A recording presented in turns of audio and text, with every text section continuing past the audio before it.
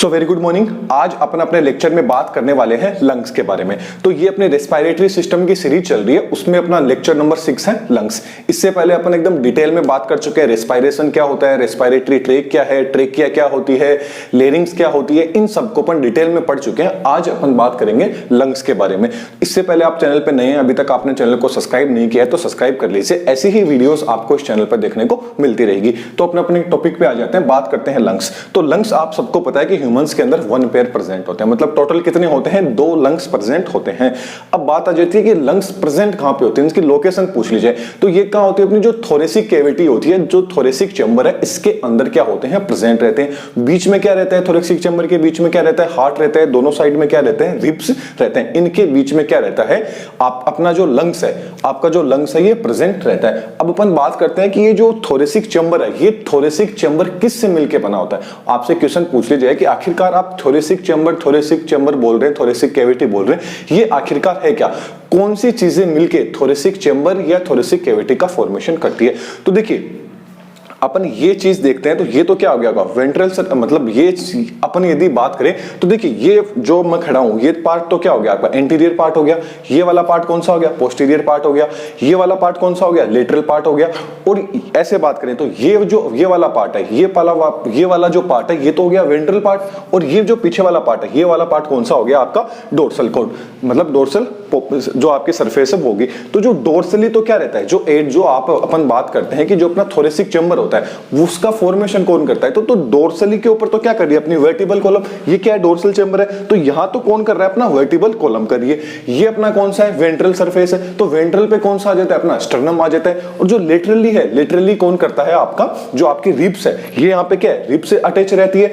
And साथ में बात करें जो एंटीरियर है, तो एंटीरियर पे यहाँ पे क्या रहता है, सर्विकल प्रेजेंट रहते हैं, ये जो बोन्स प्रेजेंट है, ये प्रेजेंट है। और साथ में लेटरली बात करें किसकी बात करें, जो पोस्टीरियर पार्ट है, पोस्टीरियर की पार्ट की बात करें तो अपना क्या रहता है, यहाँ पे डायफ्राम प्रेजेंट रहता है। तो टोटल कितनी चीज प्रेजेंट रहती है, 1 2 3 4 5 चीज मिलके क्या करती है, अपनी जो थोरेसिक चैम्बर है उसका फॉर्मेशन करती है। कैसे, तो देखिए जो डोर्सल सरफेस थी, डोर्सल सरफेस जो अपनी डोर्सल सरफेस है, वहां पे क्या प्रेजेंट रहती है, वर्टिबल कॉलम। ये क्या है, डोर्सल सरफेस है, यहाँ पे क्या आपकी वर्टिबल कॉलम है।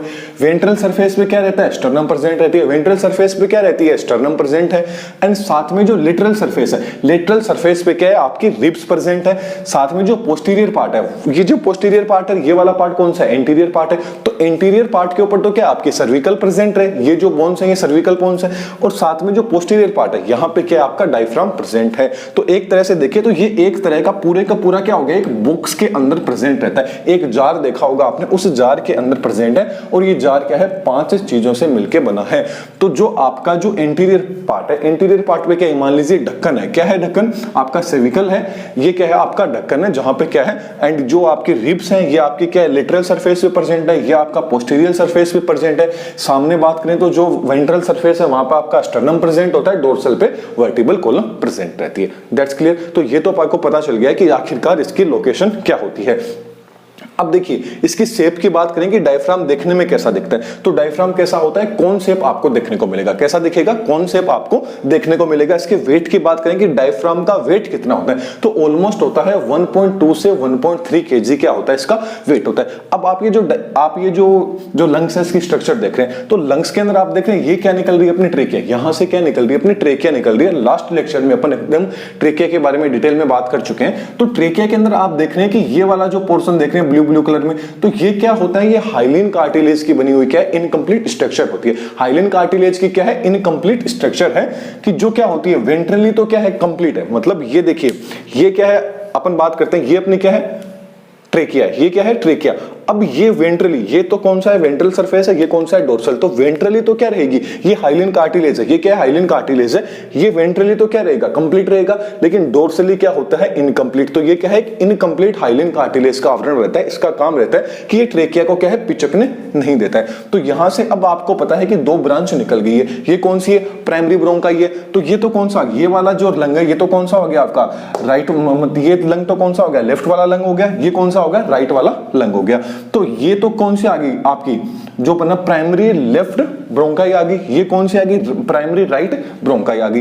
ये आगे रेस्पिरेटरी ट्रैक पढ़ी थी जब अपन ने पढ़ा था, तो उसके अंदर अपन ने पढ़ा था कि क्या था, ट्रेकिया से लेके, कहां से, ट्रेकिया से लेके जो इनिशियल ब्रोंकाई होती है वहां तक क्या होता है, आपके हाइलिन कार्टिलेज की जो इनकम्प्लीट स्ट्रक्चर है ये देखने को मिलेगी। तो ये सारी की सारी क्या होगी, आगे आपको हाइलिन कार्टिलेज की मिलेगी देखने को। लेकिन जैसे ही टर्मिनल ब्रोंक्यूल्स आ जाते हैं वहां से क्या हो जाती है, कार्टिलेज की स्ट्रक्चर, ये इनकम जो कार्टिलेज की स्ट्रक्चर देख रहे हैं ये वहां पे नहीं पाई जाती है। तो देखिए अब अपन बात करें तो ये जो लंग्स है, तो हमेशा याद रखना जो राइट वाला लंग होता है एंड जो लेफ्ट वाला लंग होता है, इन दोनों में डिफरेंस क्या होता है, सबसे पहले इसकी बात कर लेते हैं। तो देखिए जो राइट वाला लंग है ना, इसके अंदर क्या होते हैं, 3 लोब्स प्रेजेंट रहते हैं। कितने लोब प्रेजेंट रहते हैं, 3 लोब प्रेजेंट रहते हैं। जबकि लेफ्ट वाले लंग के अंदर क्या होते हैं, 2 लोब प्रेजेंट रहते हैं। तो ये तो कौन सा आपका राइट वाला लंग है, ये कौन सा है, लेफ्ट वाला लंग है। तो राइट वाले लंग में बात करें तो देखिए 3 लोब प्रेजेंट है, 1 2 3 लोब प्रेजेंट है। कौन कौन से, anterior lobe, middle lobe and posterior lobe. साथ में जो अपना लेफ्ट वाला लंग है इसमें देख रहे हैं 2 लोब है, फर्स्ट वाला लोब एंड सेकेंड वाला लोब। तो फर्स्ट वाले को क्या बोल देंगे, एंटीरियर लोब, एंड कौन सा आ गया, पोस्टीरियर लोब। तो जो राइट लंग था इसके अंदर anterior, middle and posterior present है, एंड साथ में जो अपना लेफ्ट वाला है इसके अंदर anterior and posterior lung present रहते हैं। फिर क्या होता है, राइट वाला लंग क्या होता है, थोड़ा सा हेवी होता है। जो अपना राइट वाला लंग है ये क्या होता है, थोड़ा सा हेवी होता है। इसके वेट की बात करें तो ये कितना होता है, ऑलमोस्ट ये इस वाले लंग होता है ये वाला 625 ग्राम का होता है। जबकि लेफ्ट वाले लंग की बात करें तो ये क्या होता है, थोड़ा सा इसके कंपेयर में थोड़ा सा क्या होता है, हल्का होता है, लाइटर होता है। इसके वेट की बात करें तो 575 ग्राम क्या होता है, इसका वेट होता है। साथ में राइट जो अपना राइट लंग है इसकी बात करें तो ये क्या है, थोड़ा सा छोटा है, देखने में भी आपको पता चल रहा है थोड़ा सा छोटा है, और थोड़ा सा क्या होता है, चौड़ा होता है। देखने में क्या है, थोड़ा सा छोटा है एंड क्या है आपके चौड़ा है। और लेफ्ट लंग की बात करें तो ये क्या होता है, देखने में लंबा आपको दिख रहा है और थोड़ा सा क्या दिख रहा है, नेरो आपको दिखाई दे रहा है। कैसा दिख रहा है, लॉन्ग है एंड साथ में क्या है, नेरो है। इसके बाद में बात करें तो इसके अंदर जो राइट लंग है इसमें 2 फिशर्स आपको देखने को मिलेंगे। ये 2 फिशर्स आपको देखने को मिले जो क्या कर रहे हैं, एंटीरियर लोब को अलग कर रहे हैं, मिडिल लोब को अलग कर रहे हैं, पोस्टीरियर लोब को अलग कर रहे हैं। तो ये क्या है, फिशर्स बोला जाता है। तो ये जो फर्स्ट वाला फिशर है जो middle lobe and anterior lobe को अलग करता है, इस फिशर को बोला जाता है हॉरिजॉन्टल फिशर। इसको क्या बोला जाता है, हॉरिजॉन्टल फिशर बोला जाता है। जबकि जो मिडिल एंड जो पोस्टीरियर लोब को अलग कर रहा है इसको बोला जाता है ओब्लिक फिशर। इसको क्या बोला जाता है, ओब्लिक फिशर बोला जाता है। ये साथ में जो ग्रीन कलर की आप देख रहे हैं ये क्या थी, रिब्स प्रेजेंट है जो लेटरली क्या है, प्रेजेंट है। जो आगे क्या बनाएंगे, आगे आपका जो एयरटाइट चैम्बर है उसका फॉर्मेशन करेंगे थोरेसिक कैविटी का।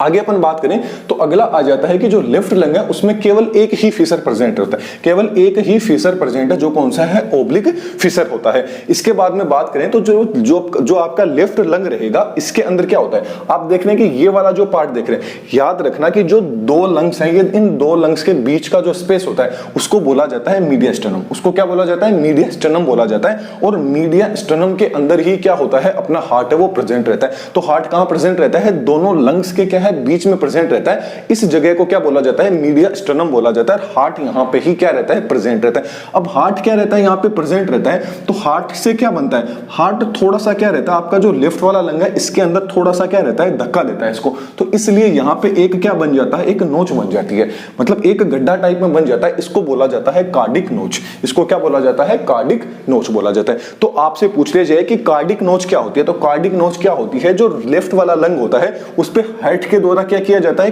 क्या दिया जाता है, प्रेशर दिया जाता है, कंप्रेस किया जाता है, जिसके द्वारा क्या बन जाता है, एक नोच बन जाती है, जिसको क्या बोला जाता है, कार्डिक नोच बोला जाता है। That's clear, okay. अब देखिए जो दोनों के दोनों आपको लंग दिख रहे हैं, इस लंग के अंदर आपको 2 लेयर देखने को मिल रही है। क्या देखने को मिल रही है, 2 लेयर है वो देखने को मिल रही है। तो जो फर्स्ट वाली जो लेयर है इसको अपन बोल सकते हैं ये आउटर लेयर है, और जो इनर अंदर वाली लेयर है इसको बोल सकते हैं अपन इनर वाली लेयर है। तो अपन बात कर लेते हैं कि ये तो आपकी जो क्या है, पेराइटल प्लूरा। जो बाहर वाली लेयर है, आउटर लेयर है, इसको बोला जाता है पेराइटल प्लूरा बोला जाता है। जबकि जो अंदर वाली लेयर है, इनर लेयर है, इसको बोला जाता है विसरल प्लूरा बोला जाता है। अब पेराइटल प्लूरा का क्या काम रहता है, विसरल प्लूरा का क्या काम रहता है। अब इन दोनों के बीच में क्या रहता है, जो स्पेस रहता है उसको बोला जाता है प्लूरल कैविटी, और उसके अंदर क्या भरा रहता है, आपका प्लूरल फ्लूइड भरा रहता है। अब इन सब चीजों का काम क्या होता है, तो देखिए जो आपकी आउटर लेयर होगी, जो पेराइटल प्लूरा है, ये क्या करती है, आप खुद देख लीजिए। बाहर वाली लेयर है ये किससे जुड़ी हुई है, आपकी रिब से जुड़ी हुई है, मतलब जो थोरेसिक वॉल है इससे क्या रहती है, कनेक्टेड रहती है। कौन सी, आपकी जो कौन सी पेराइटल प्लूरा है, ये क्या है, आपकी रिब से कंप्लीटली पूरी तरह से रिब से, तो इससे क्या रहेगी, पेराइटल प्लूरा जुड़ी हुई रहेगी। तो ये किससे, आपके थोरेसिक वॉल से जुड़ी रहती है। जबकि जो विसरल प्लूरा, देखिए विसरल का नाम ही क्या होता है, विसरल का मतलब होता है ऑर्गन। किसका? विसरल का मतलब क्या होता है? ऑर्गन।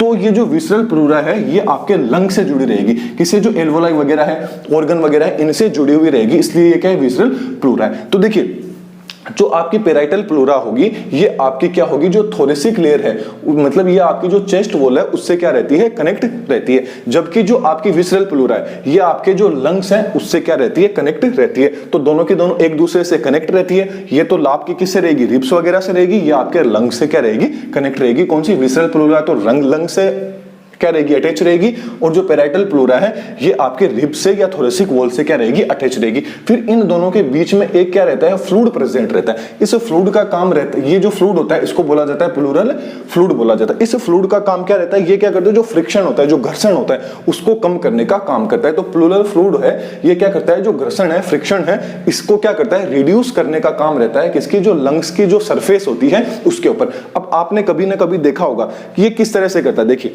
आपने 2 गिलास लिए होंगे, दोनों गिलास के अंदर जो पहला वाला मतलब गिलास के अंदर क्या हल्का सा पानी डाल दिया, फिर क्या कर दिया उस गिलास को, फर्स्ट गिलास को सेकंड गिलास के अंदर अपन डालेंगे तो आप डायरेक्ट निकालोगे ना, तो डायरेक्ट तो वो बाहर निकलेंगे नहीं, लेकिन उसको थोड़ा सा हल्का सा घुमाओगे फिर बाहर निकालोगे तो क्या होगा? वो बाहर निकल जाएगा। तो ये फ्लूइड भी जस्ट वैसे ही काम करता है। मान लीजिए आपके जब लंग्स के अंदर जब अपन क्या है ब्रीथिंग की मैकेनिज्म पढ़ेंगे ना, तब आपको अच्छे से समझ में आएगा कि जो पेराइटल प्लूरा है जो विसरल प्लूरा है इनका मतलब पूरा का पूरा काम क्या रहता है। तो देखिए अब क्या होगा, जैसे ही अपन क्या होगा, अब ऑक्सीजन अंदर जाएगी।